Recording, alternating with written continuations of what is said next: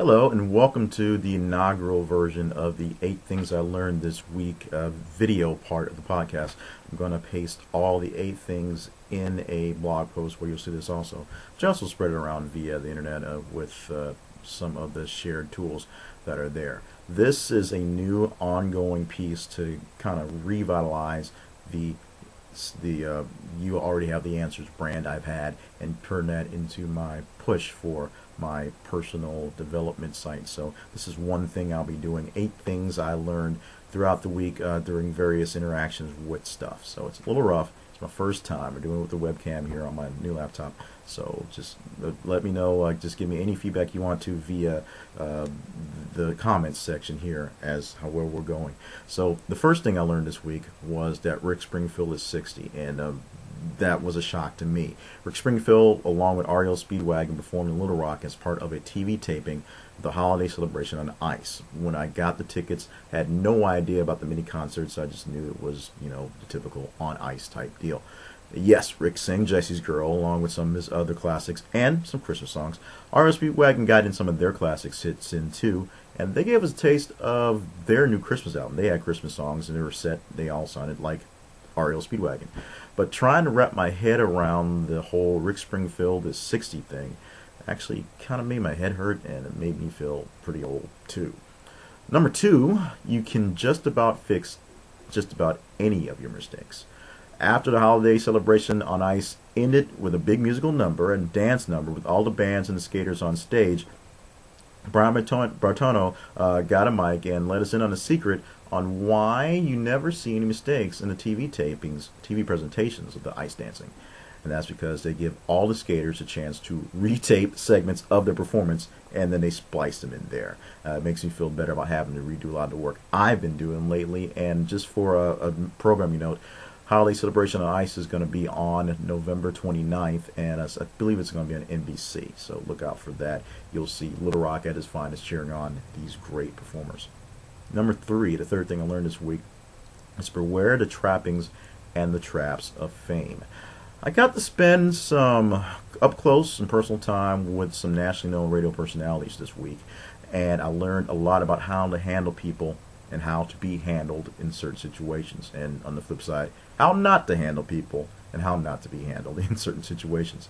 This was actually in direct contrast to a national recording artist that came in a few weeks ago that I got to escort around to our building, our radio stations, who went out of his way to be friendly and fun, especially when he's on the air promoting his appearance on stations that were totally off his format. He was, by all means, not on guard. He did what he did. He was as fun with everybody on every station. Number 4, remember, we can't see 360 degrees. You can never see a full picture of a person from just a few looks, a few vantage points. People have different roles they play in different situations, different stations, and where they are. And if you catch the person on an off day, you can't even get a true representation of them in that role when you see them. Try your best. It might be hard. Try your best to give the benefit of the doubt. And if you can't avoid the person, if you can't resolve the issues between you, get your business done, then find a way to separate yourself immediately. Number 5 is always leave room on your schedule. Because of a little miscommunication with the radio personality that we mentioned earlier, it opened up an opportunity later on in the week. I had plenty of things to do. I always have plenty of things I can do. But I had nothing better to do. So I was able to make it and get on the situation and make it work. Get myself a little extra credibility, learn a couple things, and pocket a little extra cash, actually. Number 6, people are generous when asked. One of the national healthcare free clinics made a stop here in Little Rock, and they had to stop taking volunteers a week before the event. They literally had so many volunteers they couldn't figure out what to do with them. When they were there, it was fine, but they couldn't take any more. They actually ended up with just about as many volunteers as they had scheduled appointments. Of course, walk-ins blow the numbers out of the water, so it's a good thing they had the extra volunteers. If you ask for help, you might be surprised just how much help you may receive. So don't be afraid to ask for help. Number 7, family takes priority. And in the middle of this crazy week I had, Friday was an extremely hectic day. My mother-in-law was also in town that day having some surgery. And although I don't have the full flexible schedule I used to have when I worked a whole lot of early hours and then just spend the rest of the day doing whatever needed to be done, when I got the call that she was ready to check out and ready 2 hours ahead of what I expected, I was able to drop what I was doing and make my way out there to take care of her. When I got there and found out she wasn't quite ready to go, I was able to just relax, sit back, read a little bit of a book, and wait the 2 hours until she was finally ready to go, just how procedures go. And because I am a person that truly lives to work, those types of things can be frustrating at times, but frustration aside, if there's no one to come home to after the day is done, what's the point? Make sure that your family, your close friends are always giving a priority. If you can help them out, make sure you're available to help them out. And number 8, and this is the biggest lesson I learned this week and why it took this week to hit me, is that I am not done.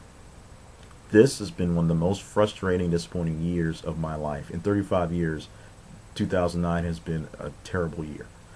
I have definitely had a very difficult November. But chances are it won't be the last year of my life, and it won't be my last November. So life being far from perfect, it is still a life, and I intend to continue living it and living it to the fullest. And with that, I launched this video podcast. The word transcription will also be on the blog posting for this on the Answers blog, soon to be redone. Answers website almost ready.